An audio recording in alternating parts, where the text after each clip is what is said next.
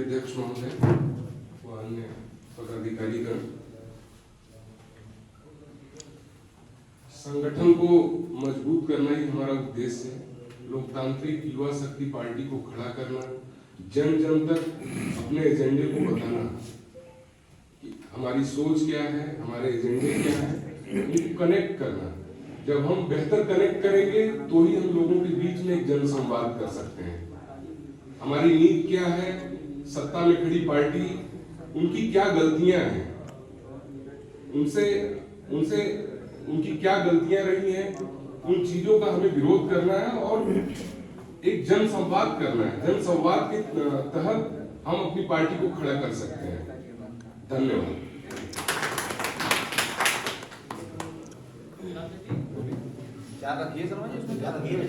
आप आगरा में कैसे लड़ाएंगे इस संबंध में बोलिए। मेरे प्रदेश के वरिष्ठ पदाधिकारी व सभी जिलाओं से आए हुए जितने भी जिलाध्यक्ष महोदय से मेरा हाथ जोड़ के नम्र निवेदन है और सबको मैं नमस्कार करता हूँ कि चुनाव की रणनीति आगरा की वैसे सही तरीके में चल रही है। कुछ सीटों पे तो हमारी भरकम टक्कर होनी है और भारी भरकम हमारे प्रयास भी हैं और कुछ जगह पे थोड़ी सी है तो हमारे जितने भी 9 सीटों का हमारा चुनाव है तो 9 सीटों की फुल ताकत लगा के हम पहले तैयारी कर रहे हैं और जहां तक 3 सीटों में तो हमको शायद हो सकता है 3 में से 2 तो हमारे पास है मजबूती से और तीनों को झटकने का प्रयास है, जारी है। और जैसे भी हमारे अध्यक्ष जी हैं फुल ताकत से लगे हुए हैं और शायद हो सकता है 1 सीट पे तो हमारे अध्यक्ष जी ही फाइट करेंगे और 1 सीट पे हमारे गजेंद्र भाई जी हैं, वो भी तैयारी में है और आगे भी एक और हमारे मुस्लिम समुदाय से प्रत्याशी हैं, वो भी बहुत ही पहले पूर्व मंत्री रह चुके हैं, शायद हो सकता है वो भी तैयारी में है। छावनी विधानसभा हमारी आगरा से। मैं बस इतना ही कहना चाहूँगा। और कोई है जो अपने विचार रखना चाह रहा है?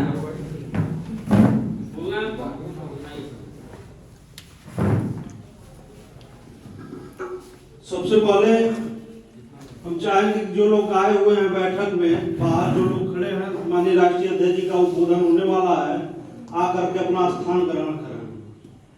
बाहर कुछ लोग खड़े हैं, आकर के अपना स्थान ग्रहण करें।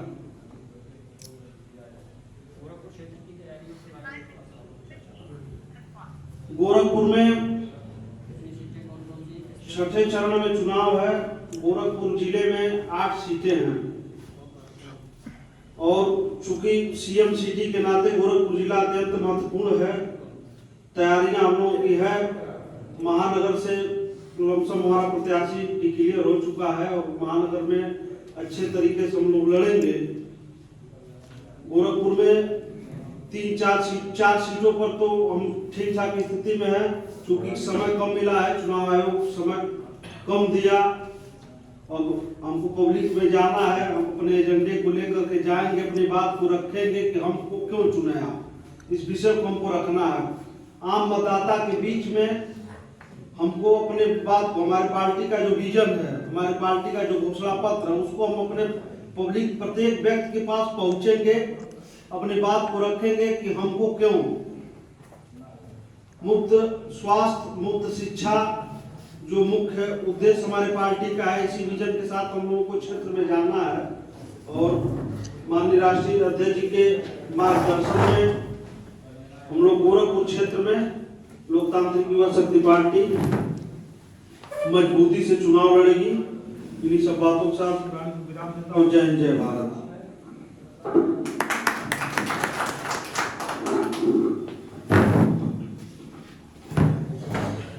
सबसे पहले मैं सभी आए हुए पदाधिकारियों का स्वागत करता हूं। मेरा नाम सुशील गुप्ता है। मैं लोकतंत्र युवा शक्ति पार्टी का राष्ट्रीय महासचिव हूं। मैं अपने आप को राष्ट्रीय महासचिव ना कहकर इस पार्टी का सदस्य कहना ज़्यादा अच्छा समझता हूं। और हम सभी सदस्य मिलकर, सदस्य होकर अगर काम करें और सभी नए भाइयों को जोड़कर सदस्य बनाएं और उनके साथ कंधे से कंधा लगा करके पार्टी का कार्य आगे बढ़ाएं तो ज़्यादा अच्छा रहेगा। ना कि अपने पद की गरिमा को ज़्यादा बढ़ाएं।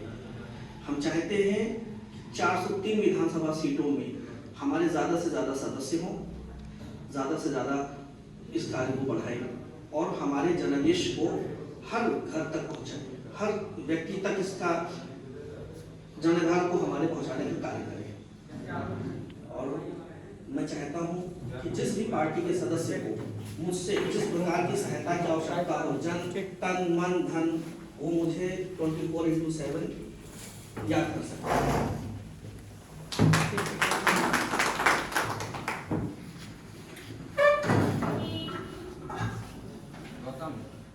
परमादरणीय हमारे देव जिले कार्यकर्ता, सभी जिलाध्यक्ष, सभी जिलाध्यक्ष, हमारे जिले के पदाधिकारी, विधानसभा क्षेत्रों से चुनाव लड़ने वाले, आकांक्षा रखने वाले हमारे कर्मठ कार्यकर्ता, हमारे राष्ट्रीय पदाधिकारी, हमारे प्रदेश के पदाधिकारी, प्रदेश अध्यक्ष जी ठाकुर तेज प्रताप सिंह जादौन जी, जिनकी प्रेरणा से इतना बड़ा कार्य हुआ है। लोग मुझे तो नहा के कह रहे हैं कि नहीं राष्ट्रीय अध्यक्ष जी कर रहे हैं, राष्ट्रीय अध्यक्ष जी कुछ भी नहीं कर रहे हैं। ये सारा कुछ जो कुछ भी हो रहा है ये हमारे तेज प्रताप सिंह जादौन जी का प्रयास है।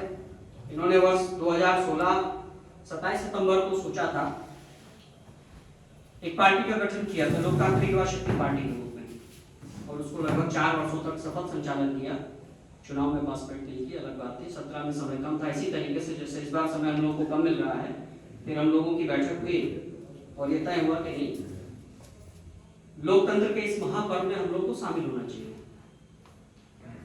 देखिए, अगर हम अपनी बात, हम चाहे जितने सामाजिक संगठन चलाएं,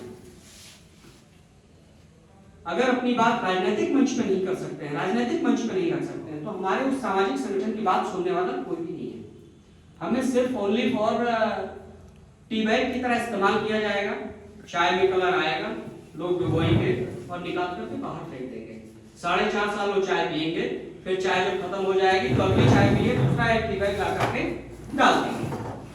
सामाजिक संगठनों में लगभग सभी लोग कार्य करते हैं। हमें लगता है कि ज्यादातर लोग जो गैर राजनीतिक होते हैं, राजनीतिक रूप से नहीं जुड़े होते हैं, तो वो सामाजिक संगठनों में कार्य करते हैं। हम लोग भी कई सामाजिक संगठनों में कार्य कर रहे थे, लेकिन जब वहां की परिस्थितियों को, देश काल की परिस्थितियों को देखा गया, तो सामाजिक संगठनों में कार्य करके हम अपने देश का, अपनी जनता का या अपने समाज का जो हमारा एक वातावरण है उसका हम भला नहीं कर सकते।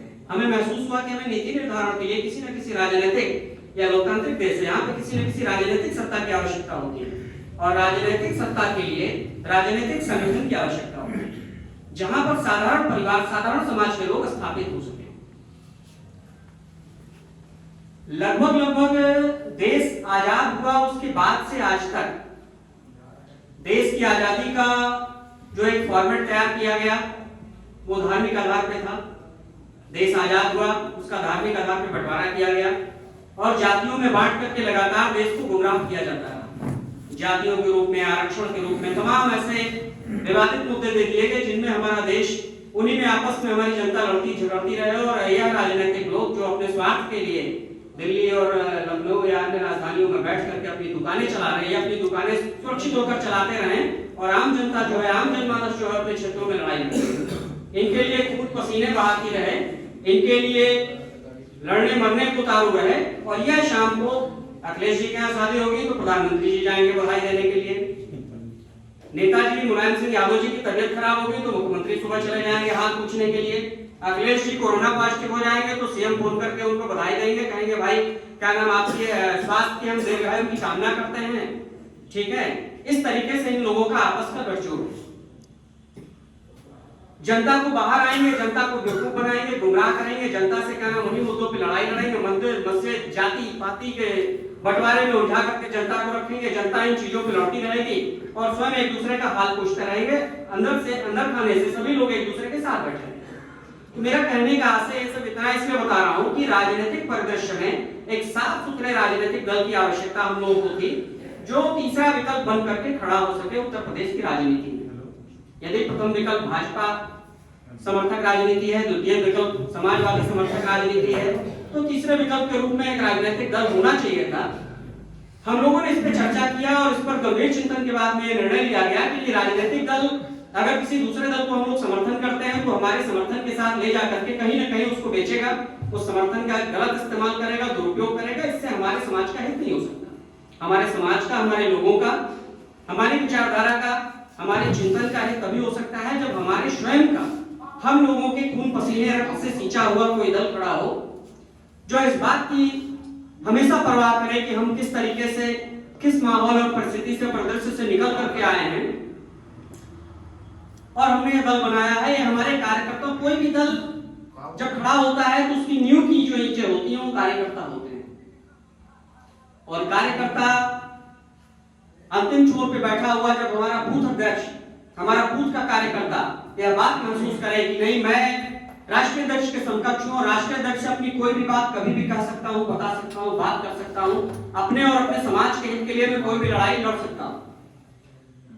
ऐसी परिस्थिति में जब यह विश्वास हो जाएगा हमारे बूथ के कार्यकर्ता को, बूथ अध्यक्ष को या जिले के पदाधिकारियों को या जिला अध्यक्ष को, हमारे प्रदेश के पदाधिकारियों को, जब यह विश्वास हो जाएगा कि नहीं, हमारा राष्ट्रीय अध्यक्ष, हमारे प्रदेश के वरिष्ठ पदाधिकारी, हमारे राष्ट्रीय वरिष्ठ पदाधिकारी जो भी बात हम कहेंगे हर सही बात का हमारे समर्थन करेंगे, जब उन्हें भरोसा हो जाएगा तो कोई भी दल आगे बढ़ जाता, उसको कोई रोकने वाला नहीं होता। हमारे दल को, हमारी पार्टी वर्ष 2016 में जरूर स्थापित हुई, रजिस्ट्रेशन हुआ, लेकिन मुख्य रूप से इसका कार्य एक हिसाब से 4 दिसंबर 2021 को शुरू हुआ।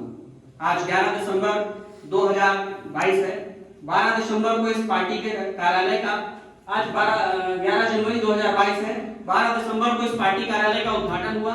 1 महीने का कार्यकाल रहा। 1 महीने के समय में हम लोग दूसरी बार मिल रहे हैं, दूसरी बार एक बैठक कर रहे हैं। बहुत ही खुशी की बात है कि इतने लोग इकट्ठे हुए हैं और अपनी विचारधारा को पोषण करने के लिए इकट्ठे हुए हैं। अपने समाज के हर उस पिछड़े हुए क्षेत्र के लोग हैं, पिछड़े हुए समाज के लोग हैं, साधारण समाज के लोग हैं जो अपने समाज को, अपने इस राजनीतिक दल को, इस पार्टी को सींचना चाहते हैं, इसको आगे बढ़ाना चाहते हैं।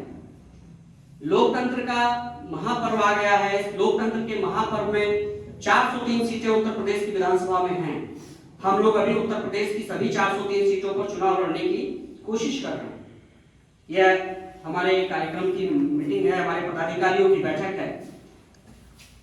सत्य यही है कि हम लोग अभी अपनी सभी 403 सीटों पर लड़ने की कोशिश कर रहे हैं। हम सभी पदाधिकारियों को, हम सभी कार्यकर्ताओं को इस बात की जिम्मेदारी लेनी पड़ेगी कि हम अपने अपने क्षेत्रों में, अपने आसपास के क्षेत्रों में जो भी, जहां भी हम प्रभावशाली होंगे वहां से अच्छे प्रत्याशी, जिताऊ प्रत्याशी पार्टी के लिए लेकर के आएंगे। पार्टी की नीतियों, रीतियों और सिद्धांतों से जो प्रत्याशी सहमत होगा, जो प्रत्याशी हमारी बात को आगे बढ़ाना चाहता होगा, जिसको लगता होगा नहीं निःशुल्क शिक्षा की आवश्यकता है, जिसको लगता होगा निःशुल्क स्वास्थ्य की आवश्यकता है, जिसको लगता होगा कि ये जाति पाति के झगड़े खत्म होने चाहिए, आरक्षण का गलत तरीके से दुरुपयोग किया जा रहा है, आरक्षण को जातिगत तरीके से हटा करके आर्थिक स्तर पर आरक्षण होना चाहिए। ऐसी परिस्थिति में जब यह सोच हमारे लोगों के बीच की हो जाएगी, हमारे कार्यकर्ताओं की, हमारे पदाधिकारियों की हो जाएगी कि हम अपनी पार्टी के माध्यम से इन चीजों को आगे लागू कर सकते हैं। 1 और 1 11 होता है, 11 और 11 इसके अनुक्रम में अगर आप बढ़ते चले जाएं तो एक दिन ऐसा आएगा, एक समय ऐसा आएगा जब पूरी दुनिया में, पूरे ब्रह्मांड में आपके अलावा कोई नहीं होगा। ठीक है, तो हमारा कहने का आशय है, हमारे कार्यकर्ता बहुत ही मजबूत हैं, बहुत ही निष्ठावान हैं और बहुत ही सक्रिय हैं।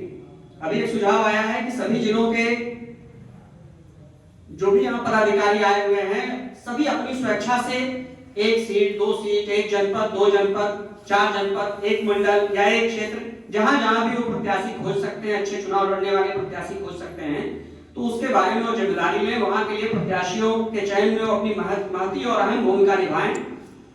यही एक ऐसा मंच है जहां पर हमारे बूथ अध्यक्ष की भी रिकमेंडेशन को नकारा नहीं जाएगा।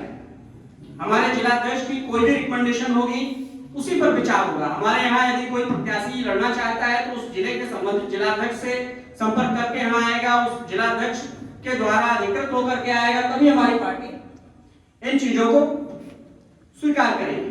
तो मेरा कहने का आशय यह है कि हम सभी लोग बैठे हुए हैं, सभी लोग आपस में विचार विमर्श कर लें कि हम किन किन क्षेत्रों में महत्वपूर्ण कार्य कर सकते हैं, किन जिलों में महत्वपूर्ण कार्य कर सकते हैं। वहां के जिलों की जिम्मेदारी आज तय कर दी जाए और पहले चरण की ये लगभग 72 सीटें हैं। जो मुजफ्फरनगर से शुरू होकर के और आगरा तक आती है। आगरा है, मुजफ्फरनगर है, अलीगढ़ है, एटा है, और इसमें गाजियाबाद है, मेरठ है, बागपत है, शामली है। इटावा तो है नहीं इसमें?